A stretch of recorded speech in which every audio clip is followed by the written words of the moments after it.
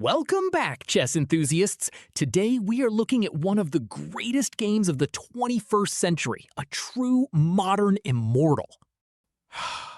Viswanathan Anand, the legendary Tiger of Madras, unleashes breathtaking preparation and calculation against the brilliant Levon Aronian at the 2013 Tata Steel Super Tournament. This game is a masterclass in initiative, piece activity, and raw tactical geometry. Pawn to d4. Aronian opens the game with the classic d4, aiming for a complex strategic battle. Both legends blitz out the opening moves of the solid Slav Defense, reaching a complex Meran structure where both sides know the theoretical lines inside out. The foundational pawn structure is locked in, setting a tense battlefield for the tactical storm ahead. Knight from b8 to d7. Anand develops flexibly, preparing to eventually challenge the center. Bishop to d3. White prepares to castle and controls the critical e4 square. Pawn d takes c4. Black releases the central tension to gain time and expand on the queenside. Aronian recaptures. Pawn to b5. Anand strikes immediately on the flank, pushing the bishop back. Bishop to d3. The bishop retreats, safely eyeing the h7 pawn from afar. Bishop to d6. Anand deviates slightly from standard main lines here. By placing the bishop on d6 early, he signals aggressive intentions, preparing a deep concept cooked up specifically for his world championship match. Kingside castling. White secures the king, a standard and necessary precaution. Anand tucks his king away as well. The battle lines are officially drawn. Queen to c2. Aronian aligns his queen and bishop, applying early pressure to the h7 square. Bishop to b7. The bishop takes its rightful post on the long diagonal, aiming directly at White's kingside. Pawn to a3. White plays a prophylactic move, preventing b4 and securing his queenside structure. Rook to c8. This is where the magic begins, a seemingly mysterious rook move. Why put the rook on a closed file when everyone usually plays a6 here? Excellent question. Usually, black plays a6 to support c5, but Anand skips a6 entirely. He wants to play c5 immediately, leaving the b5 pawn hanging to accelerate his initiative. Let's look at what happens in that traditional line. Pawn to a6. Knight to g5. White goes after the kingside weakness immediately. Bishop takes h2 check. Black sacrifices to expose the king. King takes h2. White accepts the bishop. Knight to g4 check.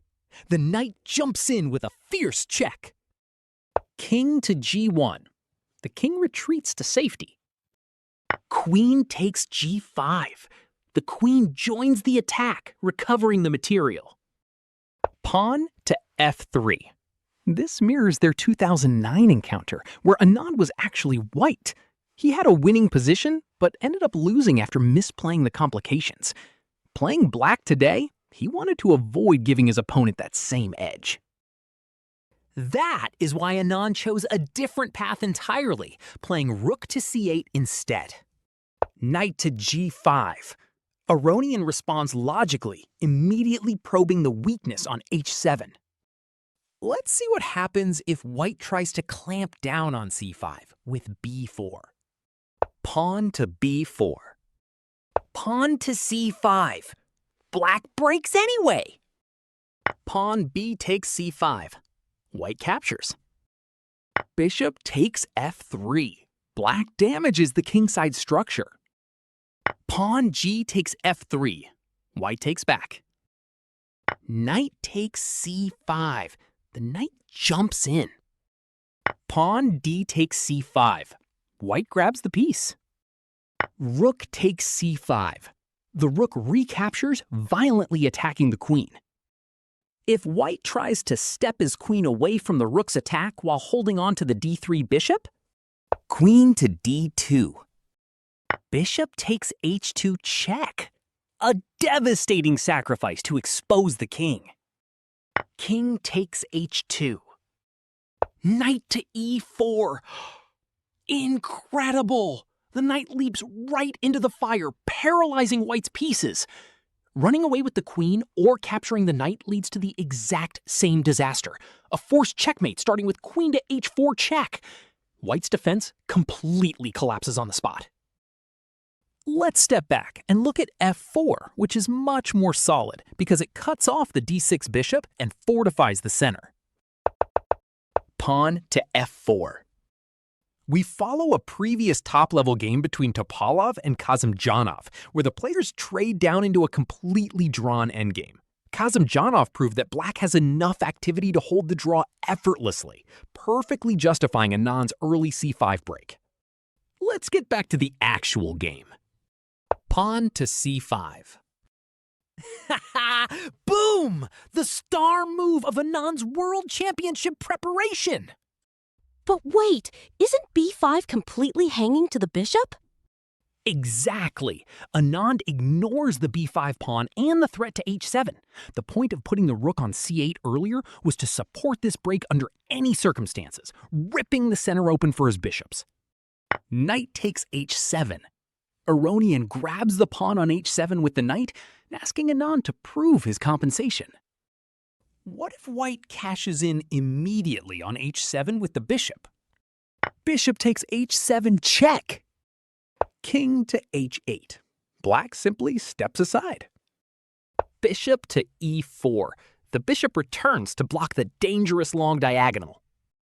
Knight takes e4. Black trades the knight. Knight from g5 takes e4. White recaptures. Bishop to b8.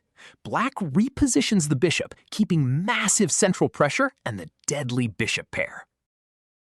Aronian preferred the knight capture. Knight to g4. Anand doesn't recapture. He leaps forward, aiming at h2 and creating immediate, terrifying threats against the white king. Pawn to f4. Aronian was burning deep time on the clock here. He plays f4 to block the d6 bishop's attack on h2, while also opening a retreat path for his h7 knight to jump back into the game. The engine points out this forcing sequence, starting with h3 as a safer bailout for Aronian. Pawn to h3. Bishop to h2, check. The bishop forces the king to move. King to h1. Queen to h4. The queen swarms the king side. Bishop to e4. White challenges the powerful b7 bishop. Bishop takes e4. Black happily trades. Queen takes e4. White recaptures with the queen. Pawn to f5. Black kicks the queen. Queen takes e6, check. White grabs a central pawn with check. King takes h7. Black recaptures the knight, eliminating the threat. Queen takes d7. White takes the knight. Pawn c takes d4. Black strikes in the center. Pawn e takes d4. White takes back. Bishop to b8. The bishop retreats while maintaining its deadly attack on the white king. King to g1. White steps out of the dangerous corner. Bishop to h2, check. Black forces the king back. King to h1. And the game ends in a standard threefold draw, which would have been a perfectly fine result for black. But Aronian didn't want a boring forced draw. By playing f4, he is actively playing for a win, believing this aggressive pawn thrust blocks Anand's attack and leaves white with an extra pawn. But he completely underestimates the tactical storm Anand is about to unleash. Pawn c takes d4. Back in the main line, Anand chops down the center, opening the c-file for his rook. Pawn E takes d4. Aronian recaptures. The tension is palpable. The f8 rook is hanging, but Anand is in deep thought. Is Anand out of his preparation here? Anand actually forgot his exact prep here. With his rook hanging on f8, can you find the only move that keeps the attack alive?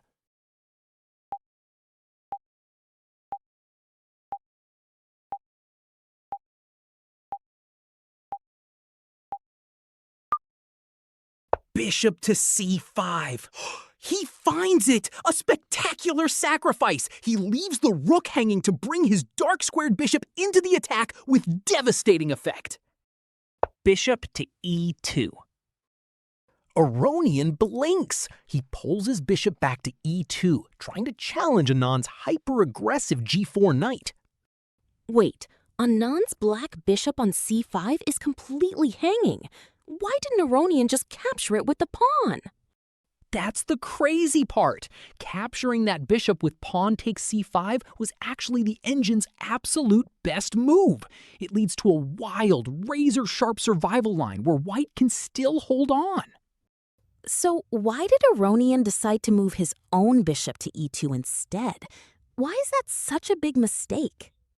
Under intense clock pressure, Aronian makes a very logical human calculation to neutralize Anand's most dangerous attacking knight. It looks completely sound, but by shifting his piece away from the center, he accidentally leaves a tiny tactical opening, one that Anand is about to ruthlessly exploit with the most legendary shot of the decade. Knight from d7 to e5. Pure genius! This is the move that elevates this game to an immortal masterpiece. He is hanging his rook, his knight, and his bishop. What is going on? Anand sacrifices everything. He remembered from his prep that his knight needed to reach d3, and he orchestrates it beautifully. This geometry echoes Akiba Rubinstein's famous Immortal game against Rotlewi. Bishop takes g4. Aronian takes the knight, accepting the first of many gifts. If white had taken the other knight, pawn f takes e5. Queen takes d4, check. The queen crashes in with check. King to h1. The king is forced to the corner. Queen to g1, check! A brilliant queen sacrifice! Rook takes g1. White is forced to take. Knight to f2, checkmate. Smothered mate! A breathtaking finish! Let's return to reality. Bishop take d4, check. Anand delivers a crushing check, bringing the bishop to an untouchable outpost. King to h1. The white king hides in the corner, out of options. Knight takes g4. Anand recaptures the bishop. His pieces are perfectly coordinated, and incredibly, the f8 rook is still completely ignored. Knight takes f8. Aronian finally takes the rook, desperately hoping his material advantage will somehow save him. Pawn to f5. A quiet, utterly lethal move. Anand doesn't care about the knight. He is opening the path for his queen to swing to h4 or f6, fueling an unstoppable attack against the white king. Knight to g6. Aronian tries to bring the knight back to defend the fragile kingside. Queen to f6. The queen steps up, attacking the knight and preparing to slide over to the h-file. Pawn to h3. White tries to kick the annoying g4 knight away. Queen takes g6. Anand calmly captures the knight. The attack is slow, yet completely unstoppable due to the overwhelming power of his bishops. Queen to e2. Aronian moves his queen, praying to hold the position together. Queen to h5. The queen arrives. The threat of taking on h3 is imminent and devastating. Queen to d3. A final error in a lost position, trying to protect h3 and attack the d4 bishop, but it meets a swift and brutal end. Bishop to e3! What a finish! The bishop blocks the white queen from defending h3, and since the g2 pawn is completely pinned, the threat of queen takes h3 is absolutely lethal. White can only delay checkmate by giving up their own queen. Levon Aronian resigned here. A truly historic performance from Vishy Anand. This game shows the pure artistic beauty of chess. Anand's sacrifice was a masterpiece of deep calculation. Thanks for watching. Keep calculating, and I'll see you in the next one.